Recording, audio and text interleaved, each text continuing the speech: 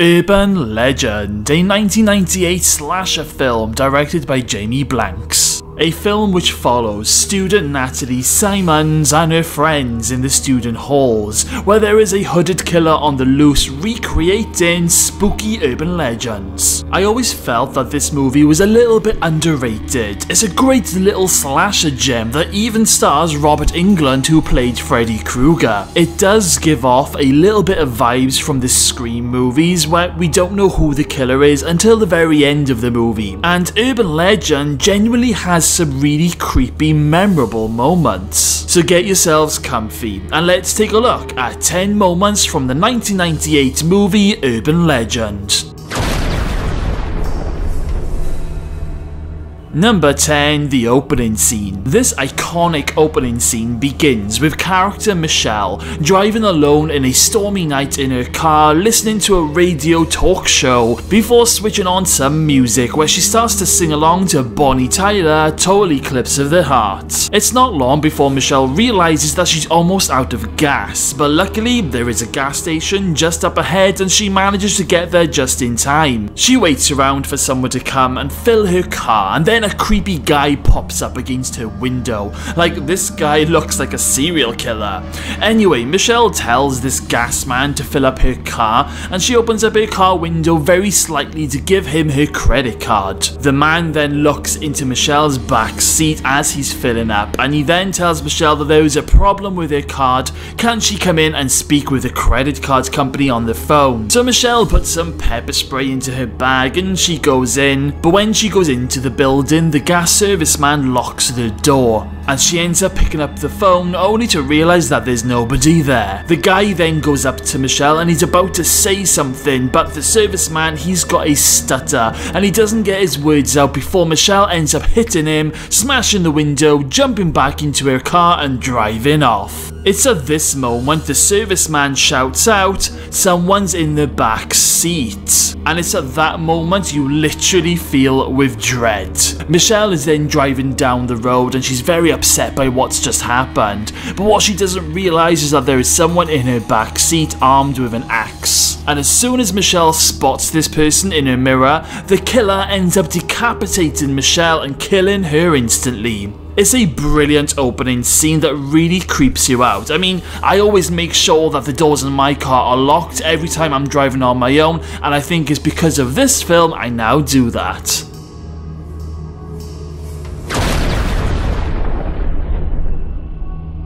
Number 9. Bloody Mary. This is when we are introduced to Pendleton University and students Natalie and Brenda. They are in the canteen halls talking about urban legends, to which Brenda then challenges Natalie to say Bloody Mary 5 times in front of a derelict building on the campus. Now, of course, Bloody Mary is just an urban legend myth, right? Well, after Brenda and Natalie say Bloody Mary 5 times, all of a sudden you hear some creepy wailing sounds and some horrible screams. So Natalie and Brenda, they start to creep back from this building before student Damon jumps up behind them, scaring the crap out of them and the audience.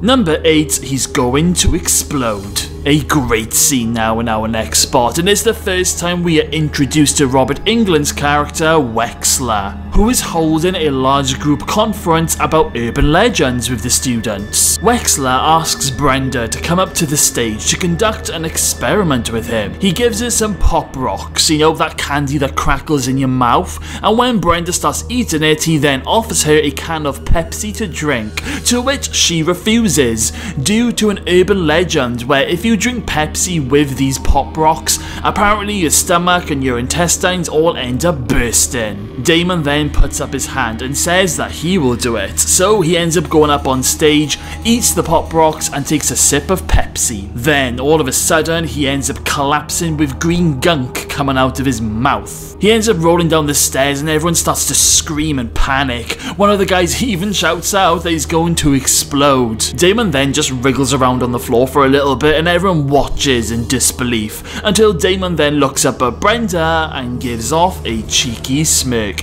It was all a wind up, as Damon is the practical Joker. Number 7. Hanging around. Damon ends up taking Natalie for a drive where they end up pulling up in the middle of the woods, and Damon ends up trying it on with Natalie with disastrous results because Natalie ends up punching him when he tries to kiss her. Damon then tells her that he needs to go for a piss and leaves Natalie waiting in the car. While Damon is taking his piss, someone pulls him to the ground when they wrap a rope around his neck. Natalie then starts to wonder where Damon is, thinking that he may be playing another practical joke, so she ends up getting out of the car before she ends up being confronted by someone in a big hooded coat. Natalie freaks out and jumps back into the car. All of a sudden, the killer is on the roof of the car, followed by some squeaking sounds where Damon is actually hanging from a tree and the bottom of his shoes are squeaking on the roof of the car. The other end of the rope is tied to the back of the car, and when the killer tries to attack Natalie through the window, Natalie starts the car and puts her foot down, causing Damon to be hung from the tree, and when the rope is tightened, it actually stops the car from going any further, even when Natalie has her foot to the ground. The killer then jumps back onto the bonnet of the car, and Natalie sticks the car into reverse and Damon's body comes flying down from the tree and smashes through the windscreen. It's a classic urban legend, and we've all heard this story at some stage in our lives, and this is the moment where they brought it all to life.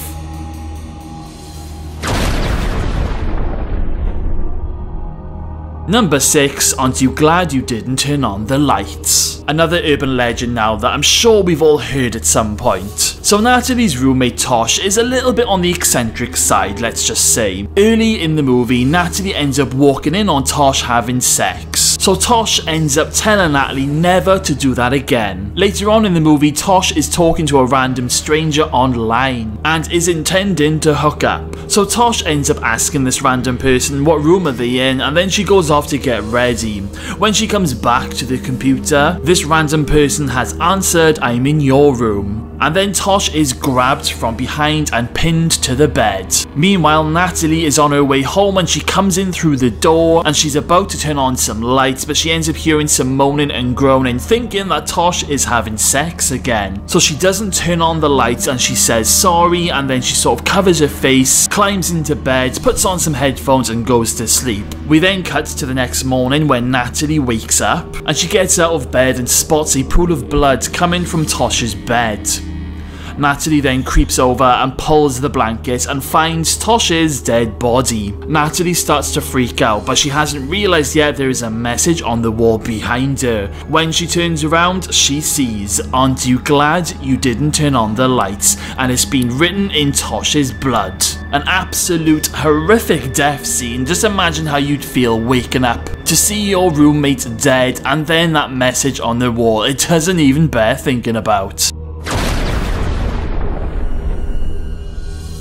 Number 5. The principal's death. Another death scene now in our next spot, and the principal is heading to his car. The principal still looks in the back seat of his car, where he ends up shaking his head like he's being stupid. He then hears a noise and turns around. Next minute, somebody from underneath the car slices the back of his feet, where he ends up falling to the floor, and he looks down and he sees that he's in trouble and he's leaking a lot of blood. He then tries to crawl down through the car park, and then the killer is there, and the killer ends up starting the car and sticks it into gear and lets the car roll down towards the principal. Now the principal tries to get help, but the car just rolls a bit too fast, and unfortunately, just as he's crawling over some spikes in the road, and the car causes him to be impaled through the spikes. And to be fair, it just looks really painful, especially when he's just left there and stuck to these spikes and shaking.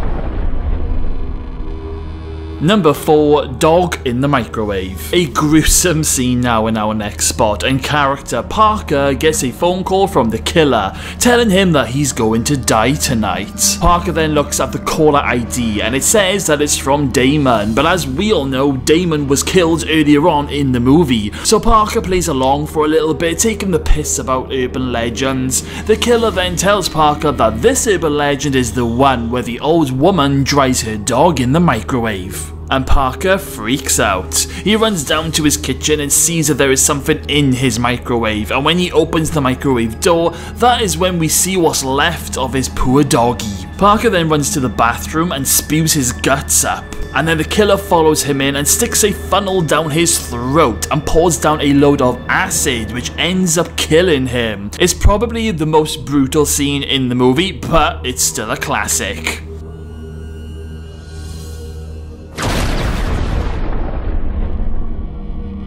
Number 3, Sasha's death. A great scene now where Sasha ends up getting chased for quite a long time before eventually being killed. But to start off, she's actually at the radio station doing a bit of a session, but her colleague behind her ends up getting attacked and then all the lights go off. Before you know it, the killer is there and is chasing Sasha all around the building. And Sasha has left her microphone on so everybody who's listening to the radio can hear Sasha's screams. There's a couple of really intense moments, especially when Sasha's dangling off the edge of a stairwell balcony, and you honestly think that Natalie is going to get there in time to save Sasha. Unfortunately though, when Natalie does get there, Sasha is in one of the rooms banging on the window for help, and then the killer is in there with her, and there's nothing Natalie can do but watch. The killer then gets the axe and starts hitting Sasha and killing her. The killer then looks up at Natalie, puts the hand up and does a little wave. And it's at this point in the movie which gets you thinking, is this someone very close to Natalie?